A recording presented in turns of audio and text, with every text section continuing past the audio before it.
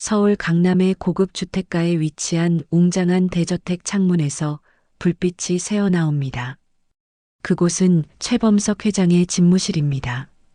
73세의 최범석 회장이 창가에 서서 서서히 밝아오는 하늘을 바라봅니다. 그의 뒷모습은 여전히 당당하고 위엄이 느껴지지만 어깨에는 세월의 무게가 실려 있습니다. 그는 천천히 돌아서서 책상으로 향합니다. 넓은 책상 위에는 겹겹이 쌓인 서류들이 질서정연하게 놓여 있습니다. 그 옆에는 작은 은색 액자 하나가 놓여 있습니다. 최범석은 책상 앞에 앉으며 액자를 집어듭니다. 액자 속에는 까만 머리에 환한 미소를 짓고 있는 5살 배기 소녀의 사진이 있습니다. 그는 사진을 바라보며 미소를 짓습니다. 그의 강인한 얼굴에 잠시 부드러운 기색이 번집니다. 수진아, 오늘도 좋은 하루 보내렴. 그는 손가락으로 사진 속 소녀의 얼굴을 살짝 쓰다듬습니다. 이것이 그의 매일 아침 의식입니다. 액자를 원래 자리에 놓으며 그의 표정은 다시 냉정하게 굳어집니다.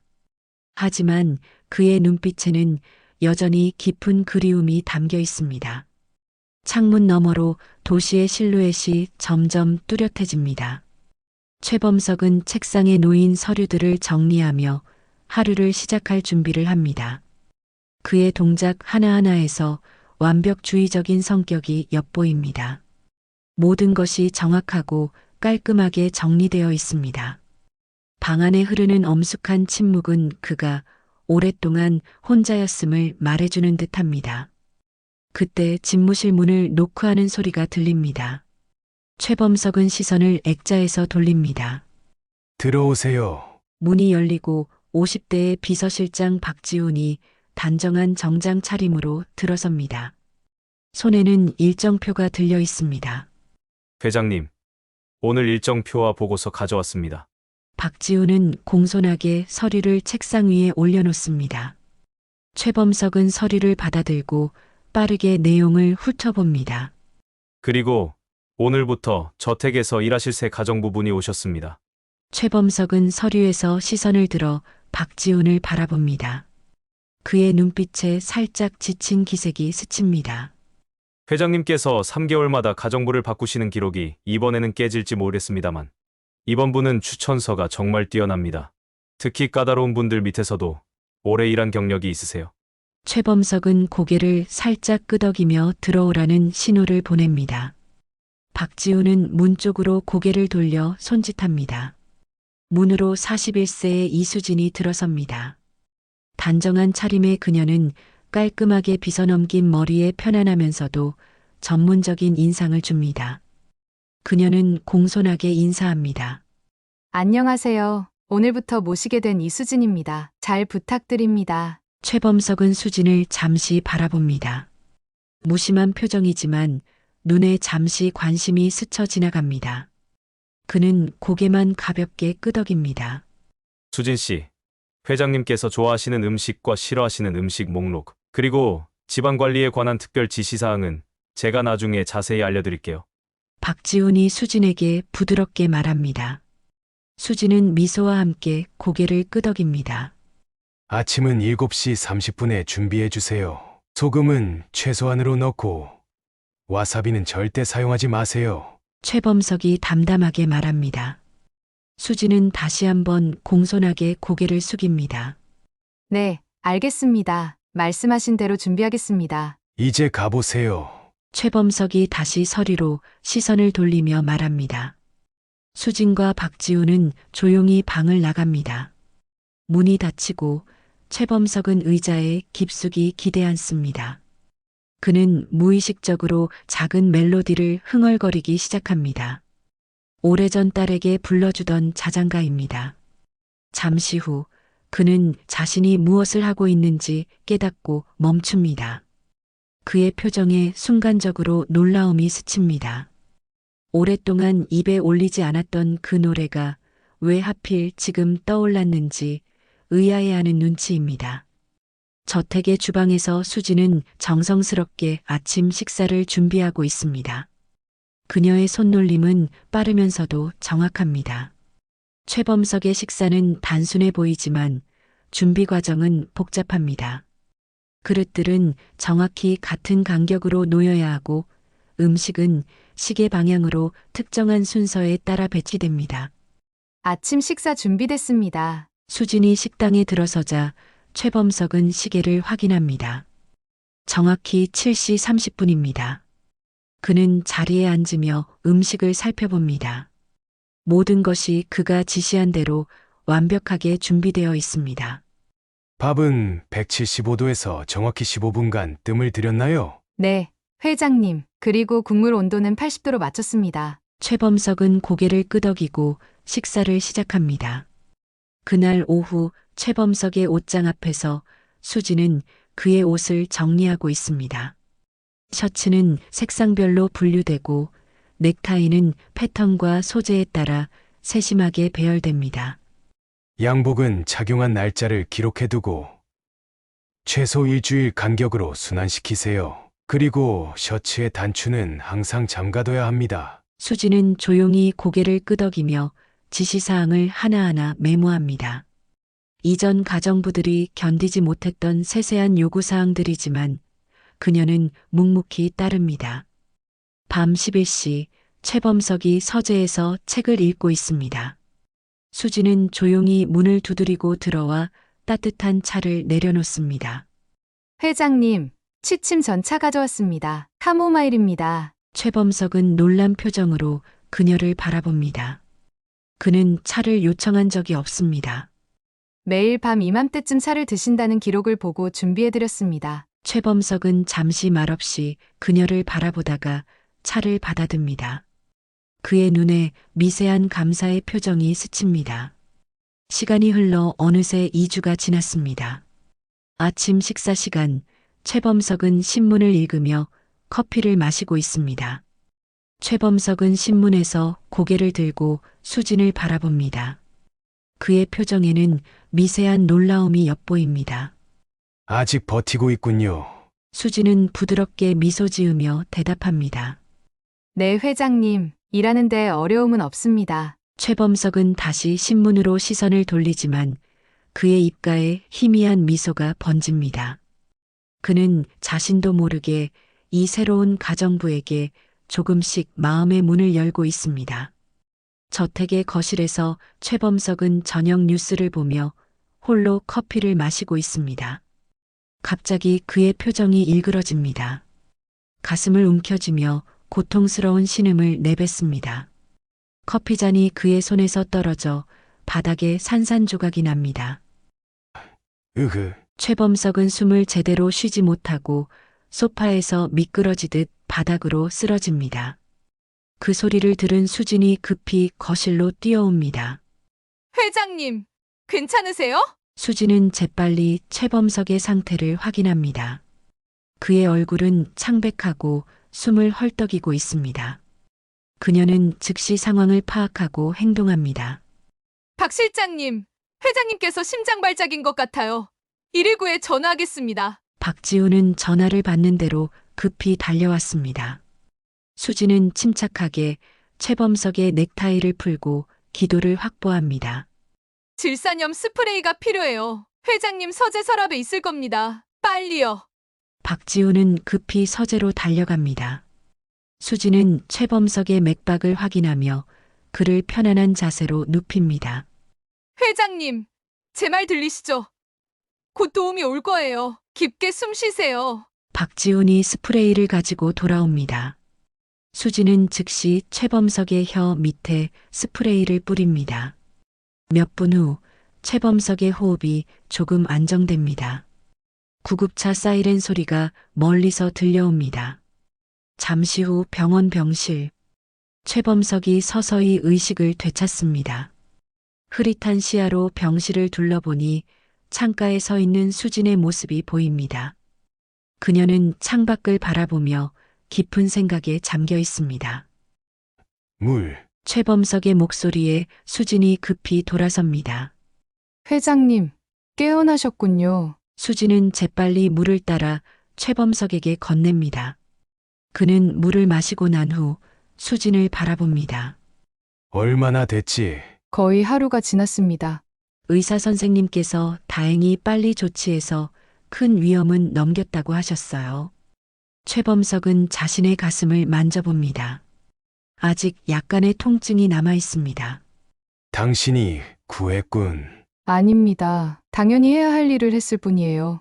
최범석은 잠시 수진을 바라봅니다. 그의 눈에 복잡한 감정이 스칩니다. 가정부 일 외에 일까지 할 필요는 없소.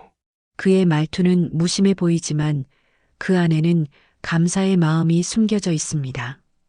수진은 부드럽게 미소 짓습니다. 제 의무입니다. 회장님 곁에 있는 것이 제 일이니까요.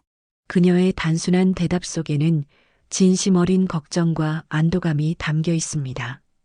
최범석은 더 이상 말을 잇지 않고 천장을 바라봅니다. 다음 날 병실 문이 열리고 45세의 남자가 들어옵니다. 범석건설 부회장 최태준입니다. 그는 화려한 꽃다발을 들고 있습니다. 삼촌, 많이 좋아지셨습니까? 너무 걱정했습니다. 최태준은 과장된 걱정을 표현하며 침대 옆에 꽃다발을 놓습니다. 수진은 조용히 자리를 비워주려고 합니다. 가지 마시오, 수진 씨. 최범석의 말에 수진은 자리에 남습니다. 최태준은 수진을 힐끗 보고는 다시 최범석에게 시선을 돌립니다. 삼촌, 이제 회사 일은 접어두세요. 제가 다 알아서 할 테니까요.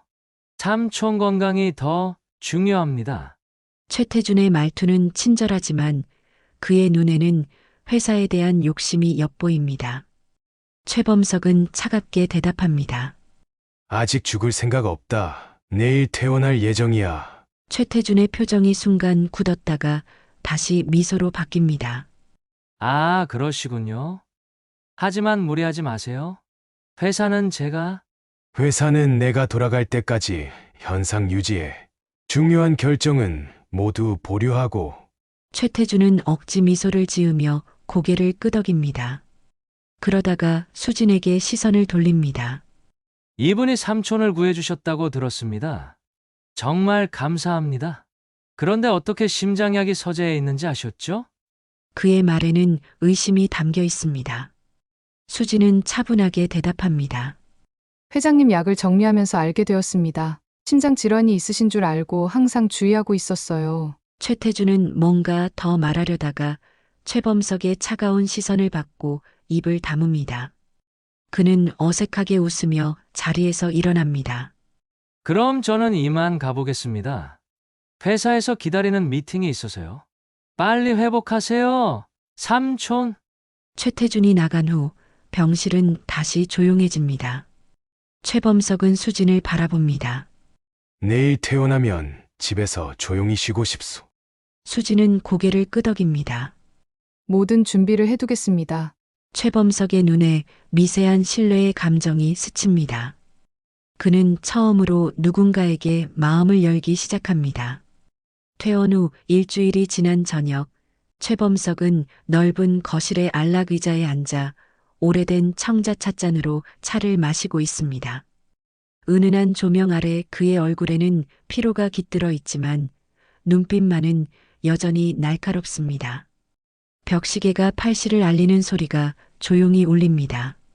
수진이 정리된 서류 뭉치를 들고 거실로 들어섭니다. 내일 일정 서류입니다. 확인해 주시면 됩니다. 수진이 테이블 위에 서류를 올려놓습니다. 그녀는 작은 차 테이블에 놓인 닭이 세트를 바라보고 묻습니다. 차 한 잔 더 드릴까요? 최범석은 고개를 끄덕입니다. 여기에 앉아 나와 같이 차를 한잔하게. 수진은 고개를 끄덕이며 정성스럽게 차를 따르고 한 잔을 자신에게도 따릅니다. 그녀가 찻잔을 든 순간 최범석은 무언가 특이한 점을 발견합니다. 오른손으로 컵을 잡을 때 얇지만 살짝 구부린 채 찻잔 받침을 안정적으로 받치고 있습니다. 최범석의 눈이 미세하게 커집니다. 그는 자신의 손을 내려다봅니다. 무의식적으로 똑같은 자세로 찻잔을 얇지만 살짝 구부린 채 들고 있었던 것입니다.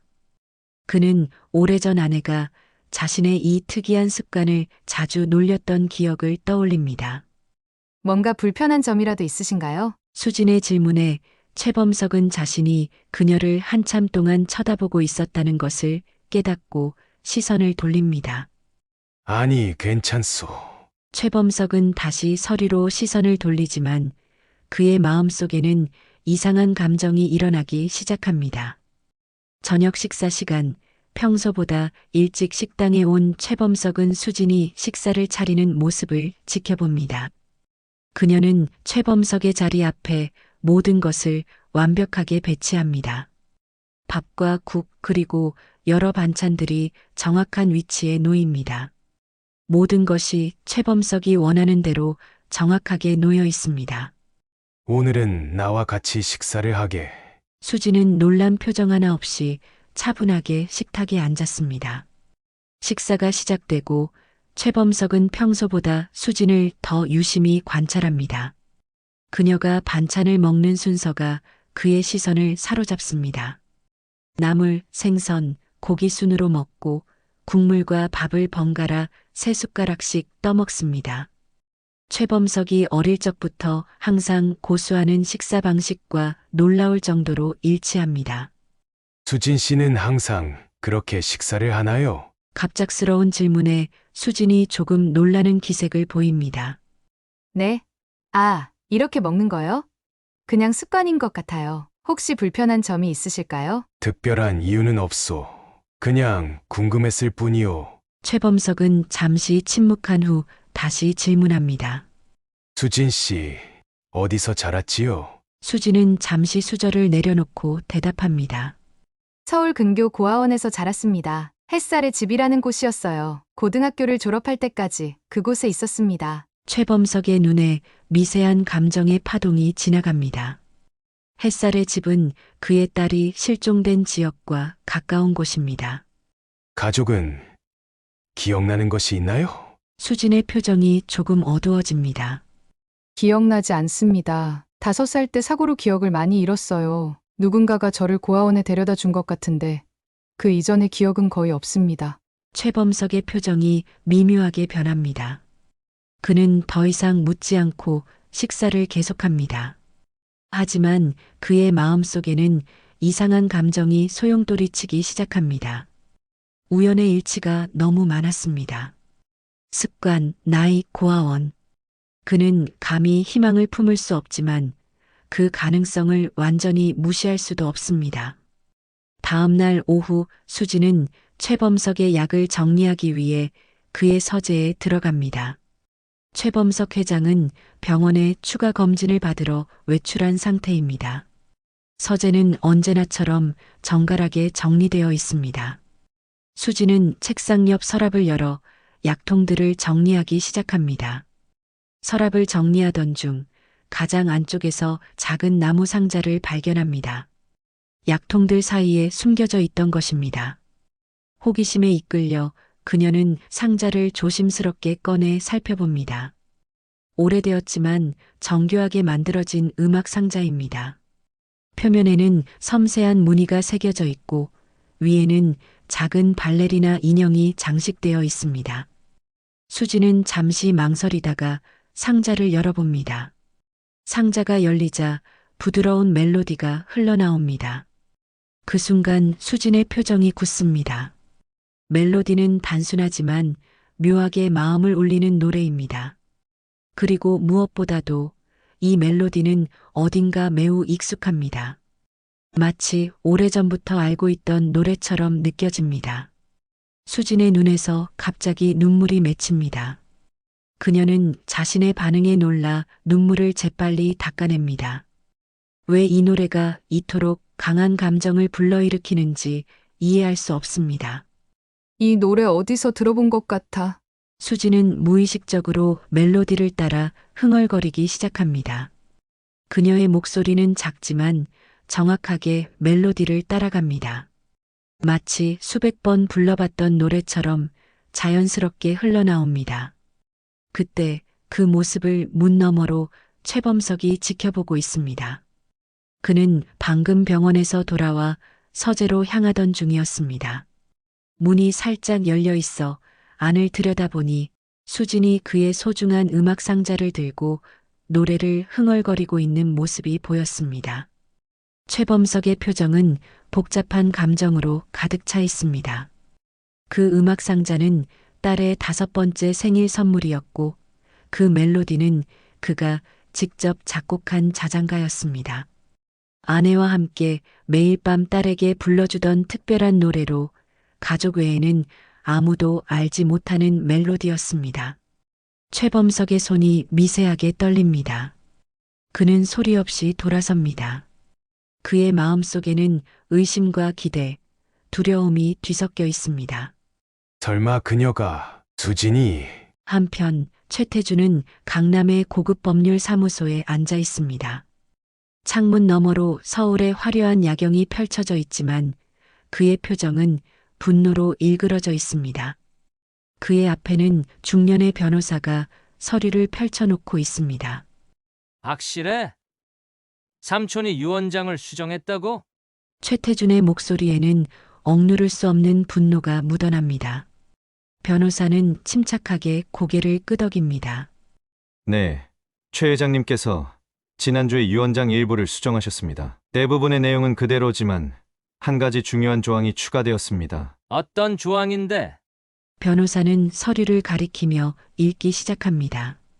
의미 있는 도움을 준 사람에게 상당한 재산을 남긴다는 내용입니다. 구체적인 액수는 명시되어 있지 않지만 회장님의 주식 중 일부와 부동산이 포함된 것으로 보입니다. 최태준의 얼굴이 창백해집니다.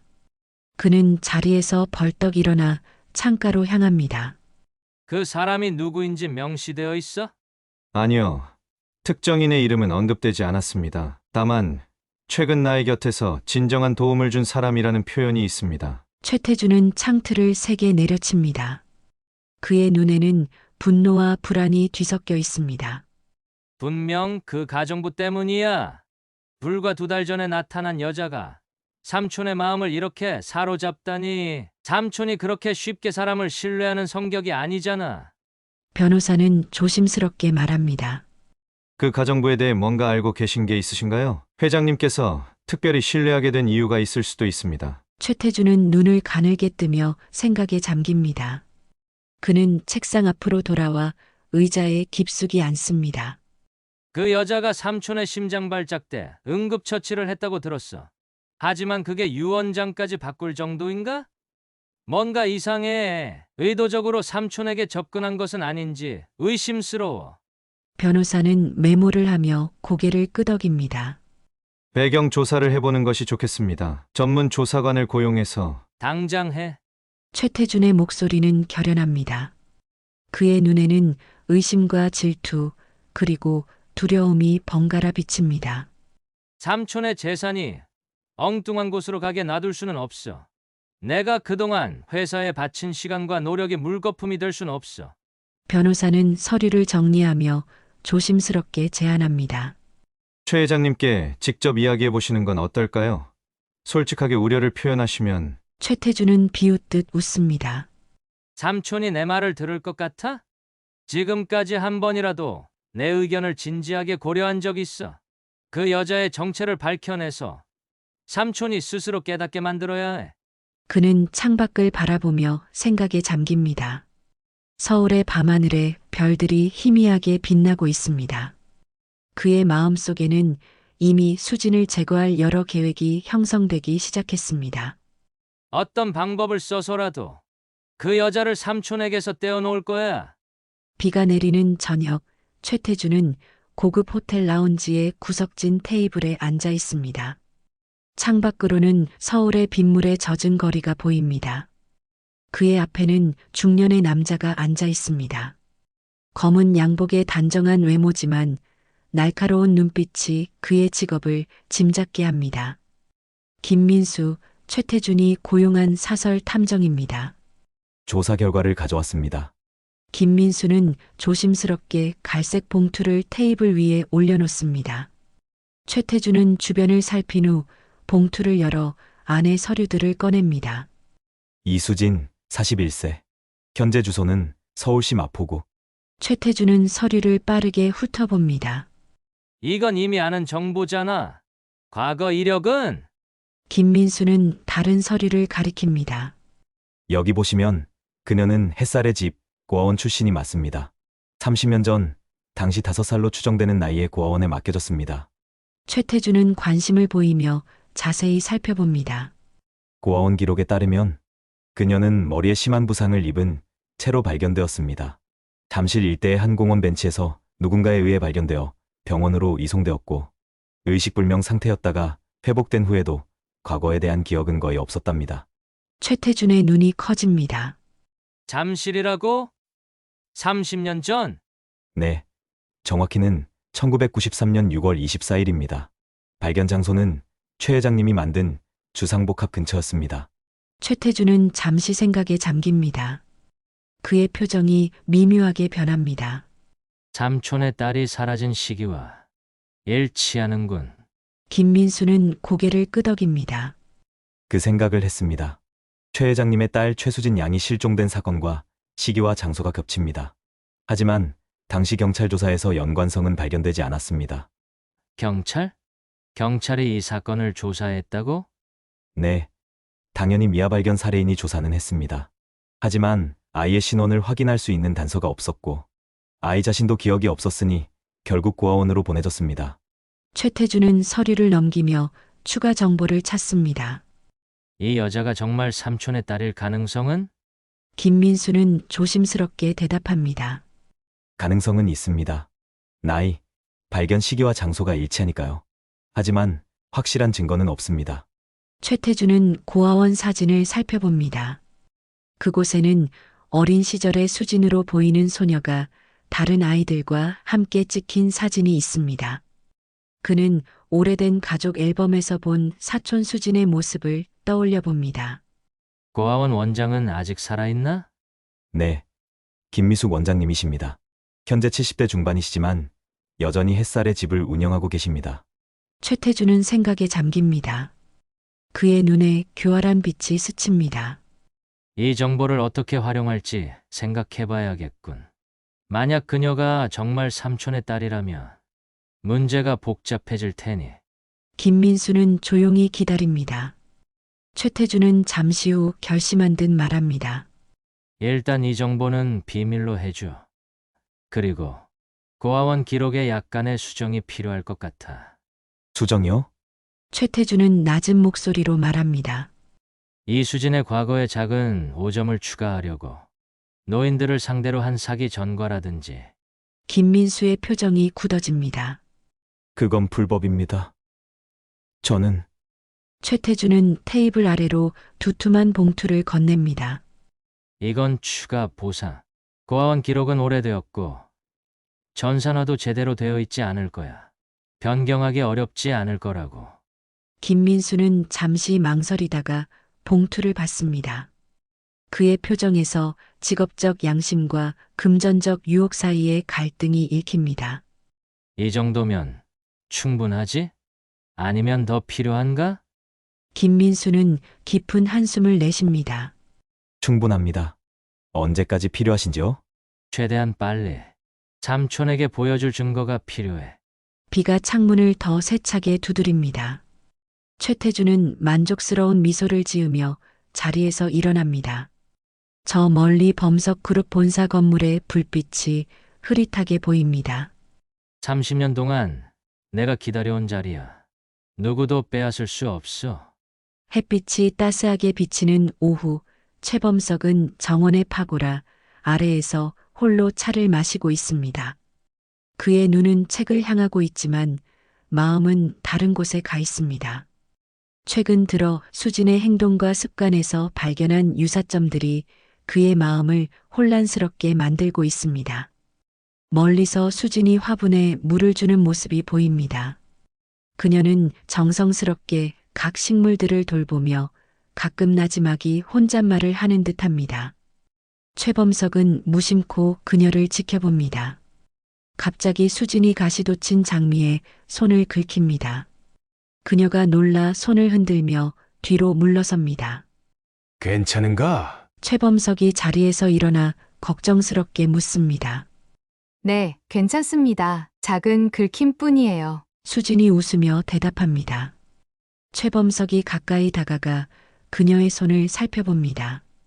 긁힌 자국은 미미하지만 그의 시선은 수진의 오른쪽 손목 근처에 있는 오래된 흉터에 고정됩니다. 약 5cm 길이의 희미한 반달 모양 흉터입니다. 이 흉터는 최범석의 목소리가 미세하게 떨립니다. 수진은 무의식적으로 흉터를 손으로 가립니다. 오래된 상처예요. 정확히 어떻게 다쳤는지는 기억이 나지 않습니다. 최범석의 머릿속에 갑자기 오래된 기억이 떠오릅니다. 30년 전 그네를 타다 딸 수진이 넘어져 손목 근처를 다쳤던 그날. 정확히 같은 자리, 같은 모양의 상처였습니다. 회장님, 괜찮으세요? 수진의 걱정스러운 목소리에 최범석은 현실로 돌아옵니다. 괜찮소. 그냥 무언가 생각났을 뿐이오. 그는 억지로 평정을 유지하며 자리로 돌아갑니다. 그날 밤 최범석은 서재에서 오래된 가족 앨범을 꺼내 펼칩니다. 그 속에는 딸 수진의 어린 시절 사진들이 고스란히 담겨 있습니다. 그는 딸이 손목을 다쳤던 시기의 사진을 찾아냅니다. 거기에는 반창고를 붙인 채 씩 웃고 있는 4살 배기 수진의 모습이 담겨 있습니다. 최범석은 액자 속 딸의 사진과 오늘 본 수진의 모습을 머릿속에서 겹쳐봅니다. 나이 차이가 있지만 미소 짓는 눈매와 입꼬리의 모양이 놀랍도록 비슷합니다. 설마 그는 벽시계를 바라봅니다. 이미 자정이 가까워오고 있습니다. 잠시 망설이다가 그는 휴대폰을 들어 비서실장 박지훈에게 전화를 겁니다. 지훈 씨, 내일 아침 일찍 내 서재로 와주게. 네, 알겠습니다. 무슨 일이신지. 내일 설명하지. 아무에게도 이 통화에 대해 말하지 말게. 다음 날 아침 박지훈은 약속대로 최범석의 서재를 찾습니다. 최범석은 밤새 잠을 이루지 못한 듯 피곤한 눈으로 그를 맞이합니다. 앉게, 지훈 씨. 박지훈이 자리에 앉자 최범석은 깊은 숨을 내쉬고 입을 엽니다. 수진 씨에 대해 철저히 조사해 주었으면 하네. 박지훈은 놀란 표정을 감추지 못합니다. 이수진 씨요? 무슨 문제라도 있으신가요? 최범석은 창밖을 바라보며 말합니다. 그녀가 햇살의 집 고아원 출신이라고 하더군. 그곳에 언제, 어떻게 들어갔는지 조사해보게. 특히 30년 전 기록을 중점적으로. 박지훈은 의아한 표정으로 메모를 합니다. 30년 전이요? 그래. 그리고 그녀의 건강 기록도 확인해줬으면 해. 특히 오른쪽 손목 근처 흉터와 관련된 기록이 있는지. 박지훈이 조심스럽게 묻습니다. 혹시 그녀가 회장님의 따님과 관련이 있다고 생각하시는 건가요? 최범석은 박지훈을 날카롭게 쳐다봅니다. 나는 미친 게 아니야. 그냥 확인하고 싶을 뿐이야. 그의 목소리에는 평소에 볼 수 없던 취약함이 묻어 있습니다. 박지훈은 고개를 끄덕입니다. 알겠습니다.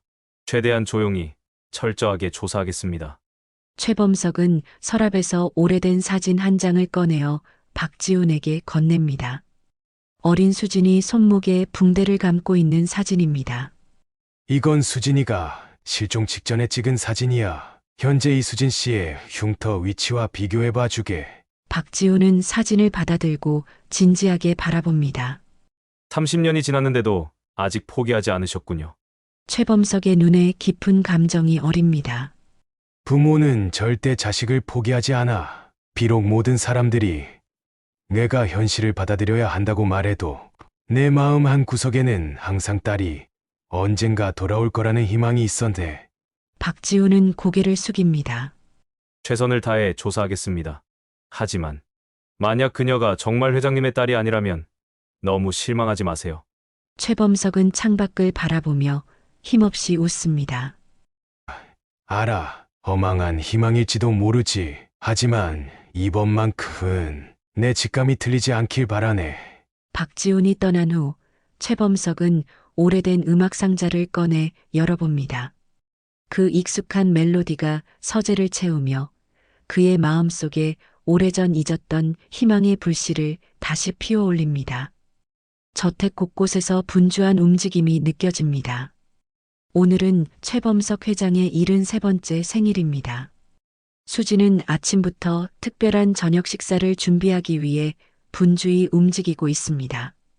주방에서는 요리사들이 최범석이 좋아하는 음식들을 준비하고 수지는 모든 과정을 꼼꼼히 감독합니다. 장식은 너무 화려하지 않게. 회장님은 단정한 것을 좋아하세요. 수진의 지시에 따라 직원들이 식당을 정갈하게 꾸미고 있습니다. 테이블 위에는 고급 식기들이 놓여지고 창가에는 은은한 조명이 설치됩니다. 수지는 마지막으로 자신이 직접 준비한 선물 상자를 확인합니다. 그 안에는 그녀가 밤늦게까지 정성껏 뜬 진한 남색 목도리가 들어 있습니다. 오후 6시 최범석이 서재에서 나와 식당으로 향합니다. 그는 오늘 특별한 날임에도 평소와 같은 표정을 유지하고 있지만 그의 눈에는 미세한 기대감이 스칩니다. 생일 축하드립니다, 회장님. 수진이 따뜻한 미소로 맞이합니다. 최범석은 짧게 고개를 끄덕이고 자리에 앉습니다. 식당 문이 다시 열리고 최태준이 호화로운 선물 상자를 들고 들어옵니다. 삼촌 생신 축하드립니다. 오래오래 건강하시길 바랍니다. 최태준은 과장된 미소로 최범석에게 다가가 선물을 건넵니다. 최범석은 무심히 선물을 받아 옆에 놓습니다. 고맙구나. 최태준은 수진을 향해 미소를 지어 보이지만 그의 눈빛은 차갑습니다. 오늘은 제가 특별히 삼촌이 좋아하시는 음식도 준비했습니다. 전복죽이요. 최고급 전복으로 셰프에게 특별히 부탁했습니다. 최범석의 표정이 조금 밝아집니다. 전복죽은 그가 좋아하는 음식입니다. 식사가 시작되고 여러 가지 요리들이 차례로 나옵니다. 수지는 조용히 식사 진행을 돕고 최태준은 끊임없이 회사 이야기를 늘어놓습니다. 최범석은 대부분 듣기만 하면서 간간히 고개를 끄덕입니다. 마지막으로 최태준이 준비한 전복죽이 나옵니다. 고급스러운 그릇에 담긴 하얀 죽에는 큼직한 전복살이 풍성하게 올려져 있습니다. 삼촌, 이건 제가 직접 가장 좋은 재료로 준비했습니다. 한번 드셔보세요. 최태준이 죽을 최범석 앞에 밀어놓습니다. 최범석이 숟가락을 들려는 순간 수진의 머릿속에 갑자기 기억이 스칩니다. 지난번 회장님이 쓰러졌을 때 약국에서 만난 약사의 말이 떠오릅니다. 수진 씨, 회장님이 최근에 복용하기 시작한 이 심장약은 특정 해산물, 특히 전복과 같이 섭취하면 위험한 상호작용을 일으킬 수 있어요. 섭취를 자제해야 합니다. 수진의 얼굴이 창백해집니다. 그녀는 재빨리 자리에서 일어나 최범석의 손을 막습니다. 회장님, 드시면 안 됩니다. 갑작스러운 행동에 식당 안이 순간 정적에 빠집니다. 최태준의 표정이 굳어집니다. 무슨 짓이오? 최범석이 놀란 표정으로 묻습니다. 수진은 침착하게 설명합니다.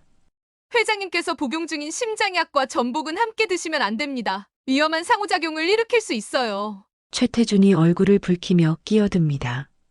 말도 안 되는 소리. 무슨 근거로 그런 말을 하는 거요? 수진은 확신에 찬 목소리로 말합니다. 지난번 회장님께서 쓰러졌을 때 약사 선생님께서 직접 말씀하신 내용입니다. 회장님의 약 목록을 보여주시면서 특별히 주의하라고 했어요. 최범석은 잠시 생각하다가 말합니다. 확인해보지. 그는 담당 의사에게 전화를 걸어 상황을 설명합니다. 통화가 끝난 후 최범석의 표정이 심각해집니다. 수진 씨 말이 맞구나. 이 약과 전복은 함께 먹으면 안 좋다는군. 최태준의 얼굴이 창백해집니다. 저는 몰랐습니다. 삼촌, 정말 죄송합니다. 하지만 그의 눈에는 당혹감 이상의 감정이 스쳐 지나갑니다. 최범석은 최태준을 그리고 수진을 번갈아 바라봅니다. 그의 눈에 의심의 그림자가 드리웁니다. 수진 씨, 고맙소. 최태준은 자리에서 일어나 화장실로 급히 나갑니다. 그의 등 뒤로 식은땀이 흐르는 것이 보입니다. 최범석과 수진만 남은 식탁에 침묵이 흐릅니다. 최범석은 깊은 생각에 잠겨 있다가 수진을 바라봅니다. 고마워요. 수진은 고개를 숙입니다. 제가 해야 할 일을 한 것뿐입니다. 최범석은 테이블 위에 놓인 수진의 선물 상자를 바라봅니다. 그건 뭐요? 수진은 부끄러운 듯 상자를 건넵니다. 작은 선물입니다. 제가 직접 만든 목도리예요. 날씨가 쌀쌀해지고 있어서 최범석은 상자를 열어 진한 남색 목도리를 꺼냅니다. 그것은 정교하게 짜여 있으며 그의 이니셜이 한쪽 끝에 수놓아져 있습니다. 손수 만든 거요? 네. 회장님을 위해 특별히 준비했습니다. 최범석의 눈에 감동의 빛이 스칩니다. 그는 오랜 시간 동안 누군가로부터 이런 정성 어린 선물을 받아본 적이 없습니다. 고맙소, 수진 씨. 그는 목도리를 조심스럽게 만지며 그 따스함이 마치 오래전 잃어버린 가족의 온기처럼 느껴집니다. 최태준이 화장실에서 돌아오자 식당의 분위기는 무거워져 있습니다. 최범석은 테이블 위에 올려진 전복죽을 내려다보며 깊은 생각에 잠겨 있습니다. 수진은 조용히 서서 상황을 지켜보고 있습니다. 태준아, 어떻게 된 일인지 설명해 보거라. 최범석의 목소리는 평온하지만 그 안에는 무게가 실려 있습니다. 최태준은 조금 당황한 기색으로 자리에 앉습니다. 삼촌, 정말 몰랐습니다. 그저 생신 선물로 특별한 음식을 준비하고 싶었을 뿐이에요. 어떻게 약과의 상호작용까지 고려했겠습니까? 그의 목소리는 억울함으로 가득하지만 눈빛은 불안정합니다. 최범석은 조용히 바라보기만 합니다. 주방장에게 직접 주문했다고 했지. 네. 제가 아는 최고의 한식 셰프에게 부탁했어요. 최범석은 천천히 고개를 끄덕입니다. 그는 그대로 자리에서 일어나 전화기를 들고 다이얼을 누릅니다. 잠시 후 그가 말합니다. 김 비서, 지금 바로 한식당 계절의 최민준 셰프에게 연락해서 오늘 최태준 부회장이 주문한 전복죽에 대해 물어봐 주게. 최태준의 표정이 굳어집니다. 그는 불안한 듯 손가락으로 테이블을 두드립니다. 몇 분 후 전화가 다시 울립니다. 최범석은 통화를 마치고 최태준을 차갑게 바라봅니다. 제프는 내가 주문한 적 없다고 하는군. 최근 몇 달간 너와 접촉한 적도 없다고 하고. 식당 안에 긴장감이 감돕니다. 최태준의 얼굴이 창백해집니다. 그럴 리가 없어요. 제가 직접. 그는 말을 더듬습니다. 태준아, 솔직히 말해보거라. 이 전복죽은 누가 준비한 거지? 최태준은 입술을 깨물며 대답을 망설입니다. 그는 잠시 침묵하다가 한숨을 내쉽니다. 제가 직접 준비했습니다. 좀 더 특별한 것을 해드리고 싶었어요. 요리를 할 줄 아는지 몰랐는데.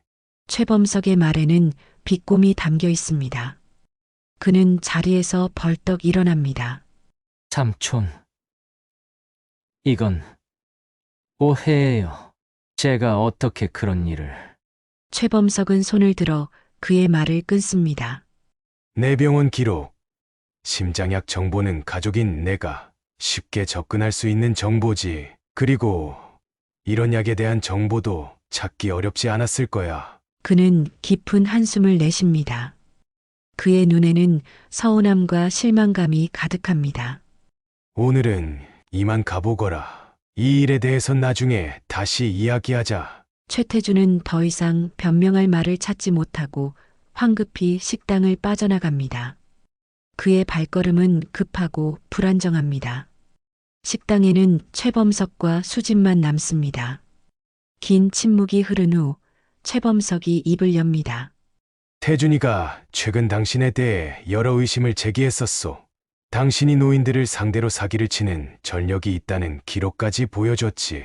수진의 눈이 놀라움으로 커집니다. 그건 사실이 아닙니다. 저는 그런 적이 없어요. 최범석은 부드럽게 미소 짓습니다. 알고 있어. 태준이가 보여준 기록이 조작된 것 같다는 의심이 들었지만 이제는 확신이 서는군. 그는 잠시 생각에 잠겼다가 덧붙입니다. 수진 씨, 당신은 오늘도 내 목을 구해주는군. 심장발작대와 지금 수지는 미소 짓습니다. 그녀의 눈에는 따뜻함과 진심이 담겨 있습니다. 제가 해야 할 일을 했을 뿐입니다. 회장님, 최범석은 수진이 만들어준 목도리를 조심스럽게 목에 두릅니다.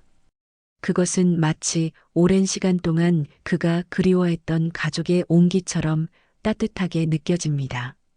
함께 케이크라도 먹지 않겠소? 생일인데 축하도 못 받았군. 수지는 환하게 미소 짓습니다. 물론이죠. 제가 특별히 준비한 케이크가 있답니다. 그녀는 주방으로 향하고 최범석은 그녀의 뒷모습을 바라봅니다. 그의 마음속에 점점 더 강한 확신이 자라나고 있습니다. 이 여자가 정말 내 딸일지도 모른다. 이른 아침 최범석의 집무실. 그의 표정은 평소보다 긴장되어 있고 끊임없이 시계를 확인합니다. 노크 소리가 들리고 박지훈이 서류 가방을 들고 조용히 들어옵니다. 자료 가져왔습니다. 회장님. 최범석은 고개를 끄덕이고 책상으로 향합니다. 박지훈은 가방에서 두꺼운 서류 봉투를 꺼내 테이블 위에 올려놓습니다. 생각보다 많은 시간이 걸렸군. 네. 30년 전 기록을 찾는 게 쉽지 않았습니다. 특히 고아원 기록은 대부분 수기로 작성되어 있어서 디지털화되어 있지 않았어요. 최범석은 서류 봉투를 열어 내용물을 꺼냅니다. 여기 1993년 6월 24일 경찰 보고서입니다. 잠실에 있는 범석건설의 주상복합 개장식장 인근에서 발견된 미확인 여아에 관한 내용입니다. 최범석은 떨리는 손으로 보고서를 집어듭니다. 이 아이는 건설 자재 차량에 치여 머리를 크게 다쳤고 지나가던 남성에 의해 병원으로 이송되었습니다. 오른쪽 손목 근처에 반달 모양의 상처가 있었다고 기록되어 있습니다. 최범석의 표정이 굳어집니다. 계속해서 아이는 몇 개월간 의식불명 상태였고 깨어난 후에는 자신의 이름이나 부모에 대해 아무것도 기억하지 못했습니다. 진원을 확인할 수 없어 결국 햇살의 집 고아원으로 이송되었습니다. 박지훈은 다음 서류를 펼칩니다. 이건 햇살의 집 고아원의 입소 기록입니다. 당시 원장이었던 김미숙 씨가 작성한 내용인데요. 아이가 갖고 있던 유일한 소지품은 미미라는 이름의 고양이 인형 한 개뿐이었다고 합니다. 최범석의 눈이 커집니다. 미미는 그의 딸이 항상 데리고 다니던 고양이 인형의 이름입니다. 최범석은 자리에서 일어나 창가로 향합니다. 그의 어깨가 미세하게 떨리는 것이 보입니다. 회장님, 이건 놀라운 일치입니다. 사고 장소와 시간, 상처의 위치, 인형 이름까지. 최범석은 깊은 숨을 내쉽니다. 이건 우연일 수 없어. 그는 다시 책상으로 돌아와 다른 서류들을 살펴봅니다. 그 중에는 햇살의 집에서 찍은 어린 시절 수진의 사진도 있습니다. 흐릿하지만 그 눈매와 미소는 최범석이 간직하고 있는 딸의 모습과 놀랍도록 비슷합니다. 그리고 이건 이수진 씨의 의료 기록입니다. 그녀의 혈액형은 AB형으로 회장님과 같습니다. 게다가 오른쪽 손목의 흉터에 대한 의사소견도 있는데 어린 시절의 외상으로 인한 것으로 보이며 5세 이전에 생긴 것으로 추정됨이라고 적혀 있습니다. 최범석은 모든 서류를 다시 한번 꼼꼼히 살펴봅니다. 모든 조각이 맞아떨어지는 듯합니다. 이 모든 것이 일치한다면 그녀가 정말 내 딸이라는 뜻인가? 그의 목소리에는 믿기지 않는 듯한 떨림이 있습니다. 30년간의 기다림과 그리움, 그리고 이제 찾았을지도 모른다는 희망이 그의 마음을 무겁게 짓누릅니다. 박지훈은 신중하게 말합니다. 회장님, 모든 정황이 그것을 가리키고 있습니다. 하지만 확실히 하려면 DNA 검사가 필요하군. 최범석이 박지훈의 말을 마무리합니다. 그는 깊은 생각에 잠겼다가 다시 입을 엽니다. 하지만 이 일을 어떻게 진행해야 하지? 수진 씨에게 직접 말하기엔 아직 시기상조일 수 있습니다. 박지훈이 조심스럽게 말합니다. 만약 검사 결과가 부정적이라면 그녀에게도 큰 상처가 될 테니까요. 비밀리에 진행하는 방법도 있습니다. 최범석은 고개를 끄덕입니다. 그는 이 모든 상황이 꿈만 같습니다. 30년 동안 찾아 헤매던 딸이 정작 자신의 집에서 가정부로 일하고 있었다니 운명의 장난처럼 느껴집니다. 그렇게 하지. 조용히 준비해 주게. 그리고 이 일은 철저히 비밀로 해야 해. 태준에게 절대 새어나가선 안 돼. 박지우는 이해한다는 듯 고개를 끄덕입니다. 이미 필요한 검사 기관을 알아봤습니다. 최고의 비밀 유지와 정확도를 보장하는 곳입니다. 수진 씨의 머리카락이나 개인 물품에서 DNA 샘플을 채취하면 됩니다. 최범석은 창밖을 바라봅니다. 그의 눈에는 오랜만에 보는 희망의 빛이 깃들어 있습니다. 30년이 흘렀어. 내가 정말 딸을 찾게 될 줄이야. 박지우는 조용히 서류들을 정리합니다. 그는 최범석이 이렇게 감정적인 모습을 보이는 것을 거의 본 적이 없습니다. 회장님, 곧 진실을 알게 될 겁니다. 그동안 인내해 주세요. 최범석은 고개를 끄덕입니다. 30년의 기다림 끝에 이제 진실을 마주할 시간이 다가오고 있습니다. 최범석의 저택, 한적한 정원. 해질녘의 붉은 노을이 정원을 물들이고 있습니다. 수지는 화단가에 무릎을 꿇고 꽃을 가꾸고 있습니다. 그녀의 표정은 평화롭지만 눈에는 복잡한 감정이 어려 있습니다. 최근 몇 주간 그녀는 최범석이 자신에게 보이는 미묘한 변화를 느꼈습니다. 갑자기 그림자가 수진 위로 들이웁니다. 고개를 들어보니 최태준이 차가운 표정으로 서 있습니다. 이렇게 열심히 일하는 모습이 감동적이군. 최태준의 목소리에는 비꿈이 가득합니다. 수지는 천천히 일어나 장갑을 벗습니다. 무슨 일이세요, 부회장님? 최태준은 주변을 살피고 수진에게 가까이 다가섭니다. 그의 눈에 위험한 기색이 어려 있습니다. 더 이상 연기는 그만하지 그래? 난 당신이 누군지 다 알고 있어. 수지는 혼란스러운 표정을 짓습니다. 무슨 말씀이신지. 어리광 떨지 마. 당신이 삼촌의 신뢰를 얻기 위해 접근한 사기꾼이라는 걸 알아. 노인들을 속여 재산을 빼앗는 수법이 당신 전문 아닌가? 수진의 얼굴이 창백해집니다. 그건 사실이 아닙니다. 최태준은 비웃음을 짓습니다. 정말. 그럼 이건 뭐지? 그는 주머니에서 서류 한 장을 꺼내 수진 앞에 흔듭니다. 고아원 기록을 조작한 문서입니다. 이건 당신의 과거 범죄 기록이야. 전국의 노인들을 속여 재산을 갈취한 전력이 있는 사기꾼. 이걸 삼촌이 알게 되면 어떻게 될까? 이건 거짓말이에요. 넌 결코 이 집안의 일원이 될 수 없어. 내가 뭘 노리는지 모를 줄 알았어. 삼촌의 딸처럼 행동하면서 그의 마음을 얻으려는 거지? 이 서류뿐만 아니라 내가 지금까지 숨겨온 모든 거짓말을 밝혀낼 거야. 최태준은 위협적으로 한 걸음 더 다가섭니다. 그의 목소리는 낮지만 위협적입니다. 내일까지 짐을 싸서 이 집에서 나가.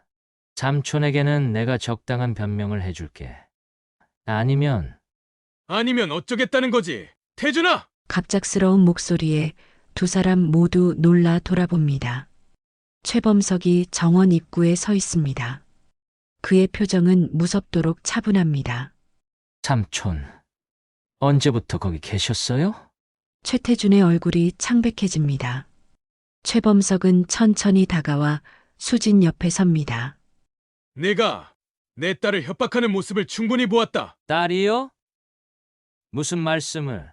이 여자가 삼촌을 속이고 있는 겁니다. 고아원 기록도 있고. 최범석은 손을 들어 그의 말을 자릅니다. 내가 조작한 기록 말이냐? 햇살의 집 원장님이 직접 확인해 주셨다. 그 기록은 최근에 누군가 변경한 것이라고? 최태준의 얼굴에서 핏기가 완전히 사라집니다. 최범석은 주머니에서 작은 종이를 꺼냅니다. 이건 DNA 검사 결과야? 수지는 정확히 99.9% 확률로 내 친딸이다. 최태준은 뒷걸음질 칩니다. 불가능해요. 그녀가 정말 수진이라고요? 하지만 30년이나 그래. 30년이 지났지만 기적적으로 그녀가 돌아왔어. 내가 해서는 안 될 짓을 한 것 같구나. 태준아. 최범석의 목소리는 차갑지만 그 안에는 깊은 실망감이 담겨 있습니다. 삼촌. 저는 그저 삼촌을 보호하려고. 거짓말은 그만두거라. 난 내가 회사를 차지하기 위해 얼마나 필사적인지 잘 안다. 심지어 내 목숨까지 노렸잖아. 최태준은 이제 변명할 말을 찾지 못합니다. 그의 시선이 불안하게 흔들립니다. 이제 내 자리는 없다. 내일 아침 회사에 나오지 마라. 모든 권한은 박지훈에게 위임할 것이고 내 주식은 회사가 다시 매입할 것이다. 삼촌. 그럴 순 없어요. 제가 얼마나 회사를 위해 노력했는지. 충분해. 내가 내 딸을 해치려 했다는 사실만으로도 용서할 수 없다. 이 자리에서 사라지지 않으면 경찰에 신고하겠다. 최태준은 패배감에 어깨를 떨굽니다. 그는 마지막으로 수진을 노려보고는 고개를 숙인 채 정원을 빠져나갑니다. 수진은 아직도 충격에서 벗어나지 못한 채 최범석을 바라봅니다. 그의 입에서 내 딸이라는 말이 나온 것이 믿기지 않습니다. 회장님, 방금 최범석은 천천히 수진을 향해 돌아섭니다. 그의 엄격한 표정이 무너지고 눈에는 눈물이 고입니다.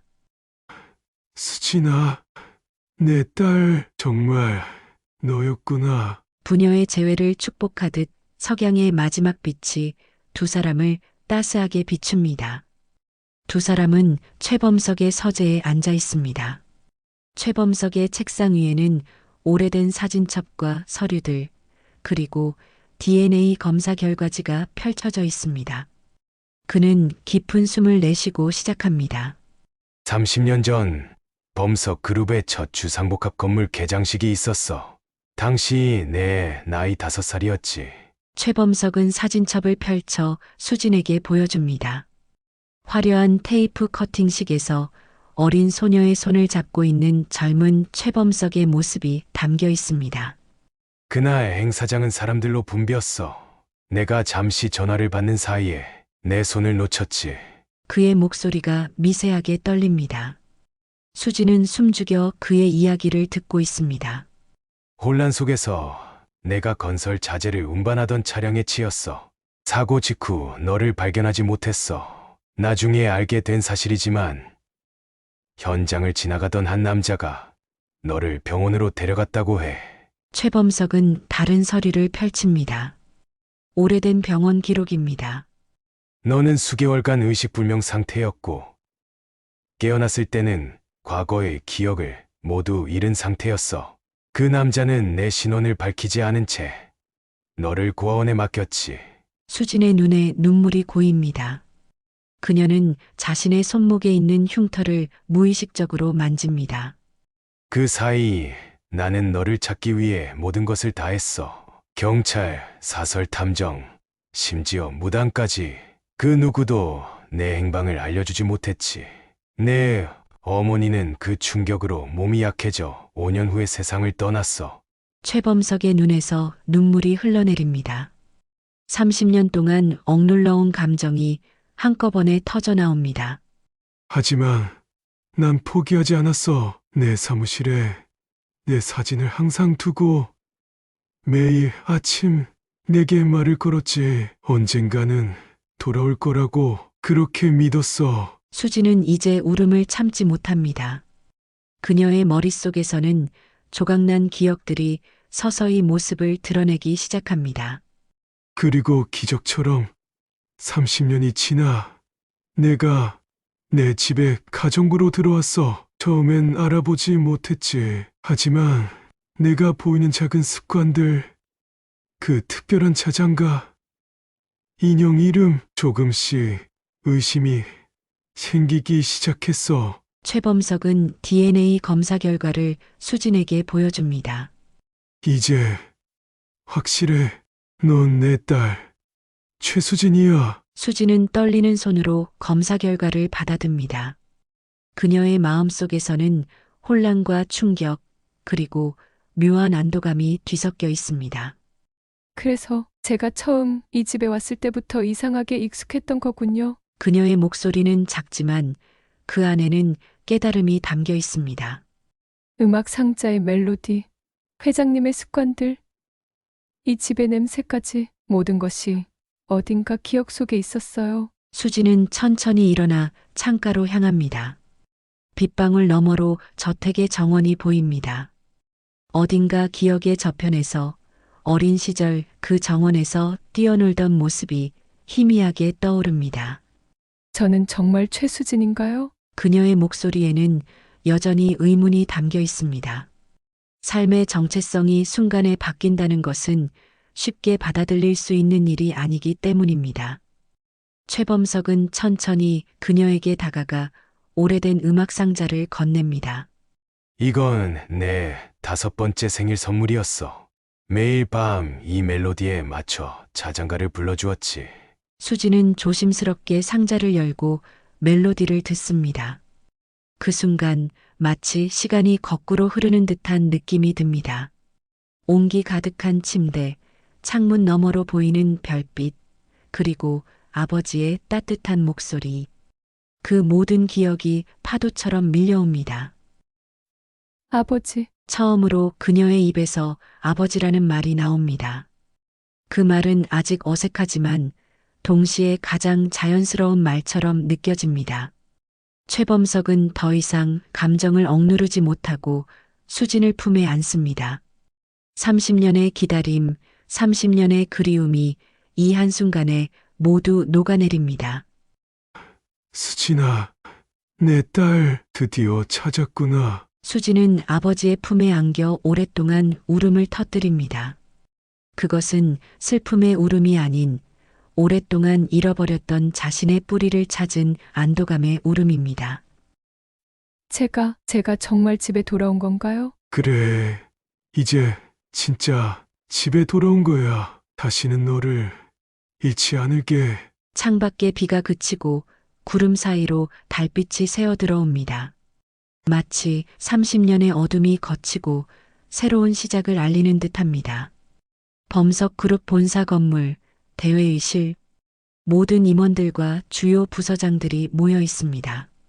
긴장감이 감도는 가운데 최범석이 수진과 함께 회의실로 들어섭니다. 두 사람의 모습에서 묘한 닮은 기운이 느껴집니다. 수진은 더 이상 가정부의 모습이 아닌 단정한 비즈니스 정장 차림입니다. 오늘 여러분을 모신 것은 중요한 발표가 있어서입니다. 최범석의 목소리는 평소보다 힘이 넘칩니다. 회의실은 완전한 침묵에 빠집니다. 30년 전 우리 회사의 첫 번째 주상복합 건물 개장식에서 실종되었던 제 딸 최수진을 찾았습니다. 그의 말에 회의실 안이 순간적으로 술렁입니다. 오래 근무한 임원들 몇몇은 놀란 눈으로 서로를 바라봅니다. 여기 옆에 있는 이 아름다운 여성이 바로 제 딸 최수진입니다. DNA 검사로 확인되었고 모든 법적 절차도 진행 중입니다. 최범석은 수진의 어깨에 손을 얹습니다. 그의 표정에는 자부심과 행복이 가득합니다. 또한 오늘부로 최태준 부회장은 회사에서 모든 직위를 박탈하고 그가 보유한 주식은 회사가 매입할 예정입니다. 이유는 회사의 이익에 반하는 행위와 개인적인 이유로 인한 것임을 밝힙니다. 이 발표에 더 큰 충격파가 회의실을 휩쓸고 지나갑니다. 수진은 조용히 서서 모든 시선을 담담하게 받아들입니다. 앞으로 최수진은 제 딸로서 그리고 범석 그룹의 후계자로서 여러분과 함께 일하게 될 것입니다. 많은 도움과 협조를 부탁드립니다. 박지훈 비서실장이 가장 먼저 일어나 박수를 치기 시작합니다. 이내 모든 임원들이 따라 일어나 박수를 보냅니다. 수진은 부끄러운 듯 미소 지으며 고개를 숙여 인사합니다. 감사합니다. 아직 많이 부족하지만 열심히 배우고 노력하겠습니다. 회의가 끝난 후 최범석의 사무실. 두 사람은 창가에 서서 범석 그룹이 세운 도시의 풍경을 바라봅니다. 어떤가? 너무 갑작스러웠나? 최범석이 수진에게 묻습니다. 수진은 천천히 고개를 저으며 미소 짓습니다.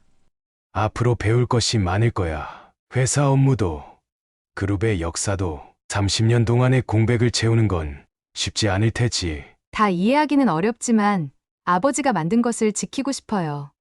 그리고 제 경험을 통해 다른 사람들을 돕고 싶어요. 최범석은 호기심 어린 눈빛으로 수진을 바라봅니다. 어떤 생각이 있니? 햇살의 집에서 보낸 시간 동안 저처럼 가족을 잃은 아이들을 많이 봤어요. 그 아이들 중 얼마나 많은 아이들이 정말 고아인지 아니면 저처럼 실종된 아이들인지 생각해보면 수진의 말에 최범석의 눈이 빛납니다. 실종 가족 찾기를 돕는 재단을 설립하는 건 어떨까? 우리의 이야기가 다른 이들에게 희망을 줄 수 있을 거야. 수진의 얼굴에 환한 미소가 번집니다. 정말 좋은 생각이에요.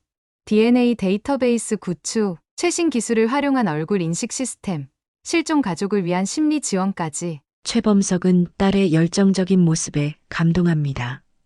30년 동안 그는 자신의 회사를 키우는데 모든 에너지를 쏟았지만 이제는 딸과 함께 더 큰 의미를 찾게 된 것 같습니다. 그래, 수진 재단은 어떨까? 내 이름을 딴 재단이야. 수진은 감격에 찬 눈으로 아버지를 바라봅니다. 정말 해도 될까요? 물론이지. 우리가 함께 만들어가는 첫 번째 프로젝트야. 내가 가진 모든 자원과 네트워크를 활용할 수 있어. 수진은 감사함에 고개를 숙입니다. 그녀의 마음에는 새로운 꿈과 희망이 싹트기 시작합니다. 아버지, 정말 감사해요. 제가 집에 돌아올 수 있게 해주셔서. 그리고 이렇게 새로운 시작을 함께 해주셔서요. 최범석은 따뜻한 미소를 짓습니다. 이제부터 우리는 함께야. 잃어버린 시간은 되돌릴 수 없지만 앞으로의 시간은 더욱 소중하게 쓸 수 있을 거야. 창밖으로 따스한 오후의 햇살이 두 사람을 비춥니다. 새로운 시작, 새로운 희망을 약속하는 빛처럼 말입니다. 잠실의 한 주상 복합 앞, 최범석과 수진이 검은색 세단에서 내려 웅장한 건물을 올려다봅니다. 이곳은 30년 전 수진이 실종되었던 건설 현장이 있던 자리, 지금은 범석그룹의 심장부가 된 곳입니다. 여기가 수진이 고개를 들어 건물을 바라봅니다. 최범석은 딸의 옆에 서서 함께 건물을 올려다봅니다. 그래, 30년 전 내가 사라졌던 곳이야. 두 사람은 천천히 건물 안으로 들어갑니다. 건물을 완공한 후 이곳을 매일 왔어. 너를 기억하고 싶었거든. 수진은 아버지의 말에 깊은 감동을 느낍니다. 그가 30년 동안 얼마나 자신을 그리워했는지 다시 한번 실감합니다. 최범석은 수진의 팔을 가볍게 잡고 엘리베이터로 향합니다.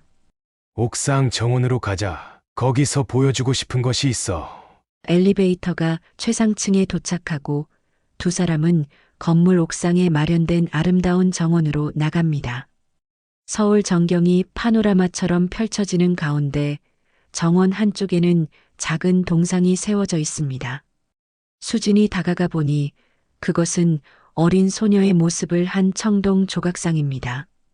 소녀는 하늘을 향해 손을 뻗고 있고 그 얼굴에는 희망찬 미소가 담겨 있습니다. 이건 너를 기억하기 위해 세운 거야. 건물이 완공되었을 때 이 조각상을 설치했지. 돌아오는 딸이라고 이름 붙였어. 수진의 눈에 눈물이 고입니다. 그녀는 조각상에 손을 대고 천천히 윤곽을 따라갑니다. 내 모습이에요. 그래, 내 기억 속에 남아있는 5살 때의 너 모습이야. 이 정원에 매일 와서 너를 생각했어. 최범석은 정원 벤치에 앉으며 수진에게도 앉기를 권합니다. 그날 무슨 일이 있었는지 기억나니? 최범석이 조심스럽게 묻습니다. 수진은 잠시 생각에 잠기다가 천천히 고개를 젓습니다. 단편적인 기억들만 있어요. 사람들이 많았고 제가 아버지 손을 놓쳤던 것. 그리고 갑자기 큰 소리와 함께 어둠이 찾아왔어요. 최범석의 표정이 고통스럽게 일그러집니다. 내 잘못이었어. 아버지 잘못이 아니에요. 그저 일어난 일일 뿐이에요. 최범석은 딸의 손을 마주 잡으며 깊은 한숨을 내쉽니다. 이제 그만 자책하세요. 아버지, 우리는 다시 만났잖아요. 두 사람의 시선이 마주치고 최범석의 눈에 맺힌 눈물이 천천히 흘러내립니다. 내가 우리 집에 들어왔을 때 어떻게 그걸 알아채지 못했는지 모르겠어. 지금 보니 내 어머니를 닮은 눈과 내 고집이 그대로 느껴지는데 수지는 미소 짓습니다. 저도 그런 느낌이 있었어요. 최범석은 딸의 어깨를 감싸 안습니다. 이제 놓치지 않을게. 수지는 아버지에게 기대며 부드럽게 미소 짓습니다. 알아요, 아버지. 두 사람은 오랫동안 그렇게 서서 도시를 내려다봅니다. 과거의 아픔이 있던 이 장소에서 이제 그들은 새로운 미래를 향한 약속을 나누었습니다. 그날 저녁 최범석의 저택, 오래된 다락방, 먼지가 쌓인 나무 상자들과 액자들 사이로 햇빛이 비스듬히 들어옵니다. 최범석과 수진이 함께 계단을 올라 다락방으로 들어섭니다. 최범석은 천천히 다락방 깊숙한 곳으로 향합니다. 30년 동안 내 물건들을 모두 간직해왔어. 한 번도 정리하지 않았지. 그는 큰 나무 상자 앞에 멈춰 섭니다. 상자에는 수진이의 보물이라고 정성스럽게 써진 라벨이 붙어 있습니다. 최범석이 조심스럽게 상자의 뚜껑을 엽니다. 수진은 상자 안을 들여다봅니다. 어린 시절 그녀의 물건들이 그대로 보존되어 있습니다. 작은 인형들, 색연필과 그림책, 리본으로 묶인 편지들, 그리고 다양한 추억의 물건들이 시간을 거스른 채 그대로입니다. 그리고 팔찌 하나가 들어 있습니다. 팔찌를 집어드는 순간 갑자기 기억이 물밀듯이 밀려옵니다. 어머니, 수진의 눈에 눈물이 고입니다. 어머니가 선물해 주신 거였어요. 최범석은 놀란 표정으로 수진을 바라봅니다. 기억이 나니? 네, 어머니가 제 손목에 이걸 채워주시며 우리 수진이 항상 행복할 거야라고 말씀하셨어요. 최범석은 옆에 있는 다른 상자를 가져옵니다. 가족 앨범이 담긴 상자입니다. 네, 어머니 사진이야. 그는 앨범을 펼칩니다. 그 안에는 아름다운 여성이 어린 수진을 안고 있는 사진들이 가득합니다. 미소 짓는 그녀의 얼굴은 수진과 닮아 있습니다. 어머니, 수진은 사진을 부드럽게 어루만집니다. 기억나요? 어머니의 향기, 목소리, 웃음소리. 수진의 눈에서 눈물이 흘러내립니다. 그것은 슬픔의 눈물이 아닌 오랫동안 잊고 있던 소중한 기억을 되찾은 기쁨의 눈물입니다. 어머니는 언제? 내가 실종된 지 5년 후였어. 너를 잃은 슬픔을 이기지 못했지. 수진은 어머니의 사진을 가슴에 안습니다. 그녀는 이제 자신의 뿌리를 완전히 느끼기 시작합니다. 그녀가 누구인지, 어디서 왔는지, 누구를 사랑했는지 모든 것이 조금씩 선명해집니다. 아버지, 응. 이 모든 것을 왜 버리지 않으셨어요? 30년이나 됐는데. 최범석의 눈에 깊은 감정이 스칩니다. 어떻게 버릴 수 있겠니? 이것들은 내 일부였어. 내가 살아있다고 믿는 증거였고. 그는 잠시 말을 멈추고 깊은 숨을 들이마십니다. 나는 항상 내가 어딘가에서 살아있다고 믿었어. 이 물건들이 언젠가 내게 돌아갈 거라고 생각했지. 수진은 아버지의 손을 꼭 잡습니다. 최범석은 딸의 손을 마주 잡으며 미소 짓습니다. 1년이 지난 어느 가을 오후 서울 한강공원. 나뭇잎들이 황금빛과 붉은빛으로 물들어 바람에 살랑거립니다. 최범석과 수진이 강변을 따라 천천히 걷고 있습니다. 두 사람의 모습에서는 더 이상 어색함이 느껴지지 않습니다. 이제 그들은 진정한 부녀로 서로에게 가장 편안한 존재가 되었습니다. 여기였어요. 수진이 한 벤치 앞에서 멈춰 섭니다. 정말이니? 확실해? 최범석이 벤치를 살펴봅니다. 네. 어머니와 아버지랑 항상 이 자리에 앉아서 한강을 바라봤어요. 제 5번째 생일 전날 저녁에도. 두 사람은 벤치에 나란히 앉습니다. 강 너머로 저녁 노을이 붉게 물들기 시작하고 강물에 그 빛이 반사되어 아름다운 풍경을 만들어냅니다. 놀랍구나. 내 기억이 이렇게 돌아올 줄은 몰랐어. 최범석이 감탄하듯 말합니다. 저도 놀라워요. 처음에는 조각난 기억들만 있었는데 시간이 지나면서 점점 선명해져요. 마치 퍼즐이 맞춰지는 것 같아요. 한동안 두 사람은 그저 노을을 바라보며 조용히 앉아 있습니다. 강변을 따라 사람들이 산책하고 자전거를 타고 웃음소리가 멀리서 들려옵니다. 평화로운 시간이 흐릅니다. 수진 재단 개원식이 다음 주로 다가왔구나. 최범석이 말을 꺼냅니다. 네, 기대되면서도 긴장돼요. 많은 분들이 오신다고 하셨죠? 그래, 재단 설립 소식이 언론에 알려지면서 예상보다 많은 관심을 받고 있어. 우리 이야기가 다른 이들에게 희망을 주는 것 같아. 수진은 미소 짓습니다. 지난 1년간 그녀는 수진 재단을 설립하기 위해 열심히 일해왔습니다. 신기해요. 제가 경험한 아픔이 이제는 다른 사람들을 도울 수 있는 힘이 되다니요. 최범석은 딸의 손을 꼭 잡습니다. 그의 손에서 감사와 자부심이 전해집니다. 내가 자랑스러워.